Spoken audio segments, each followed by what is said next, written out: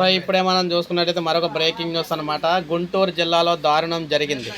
దుగ్గిరాల మండలం తుమ్మపూడిలో తెదేపా కార్యకర్త కాసింపై అదే గ్రామానికి చెందిన వైకాపా కార్యకర్త క్రికెట్ బ్యాట్తో దాడి చేశాడు.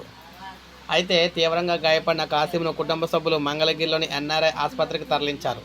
చికిత్స పొందుతూ బుధవారం మృతి చెందాడు. తెలుగుదేశం పార్టీ గెలిచిందన్న సంతోషంతో సంబరాలకు సిద్ధమవుతున్న కాసింపై కమల్ బ్యాట్తో దాడి చేశాడని మృతుని బంధువులు తెలిపారు. వైకాపా ఓటమిని తట్టుకోలేక నిందితుడు ఈ దారుణానికి పాల్పడ్డాడని బాధితులు వెల్లడించారు. కమల్పై కఠిన చర్యలు తీసుకోవాలని, లేకపోతే పెద్ద ఎత్తున ఉద్యమిస్తామని బాధితులతో హెచ్చరించారు. సో ఈ విధంగా చూసుకున్నట్లయితే టీడీపీ గెలిచింది.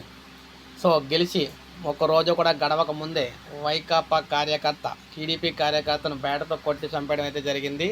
ఇంత దారుణ సంఘటన, అది కూడా రాజధాని పక్కనే ప్రజెంట్ మంగళగిరిలో చోటు చేసుకుందనమాట. దీన్ని చాలా తీవ్రంగా అయితే పరిగణిస్తున్నారు పార్టీ నాయకులు. సో మరి ఏమవుతుందో చూడాలి. ఇప్పుడు మనకు అప్డేట్ వచ్చింది. ఒక లైక్ చేయండి, సబ్స్క్రైబ్ చేసుకోండి, ఛానల్ సబ్స్క్రైబ్ చేసుకొని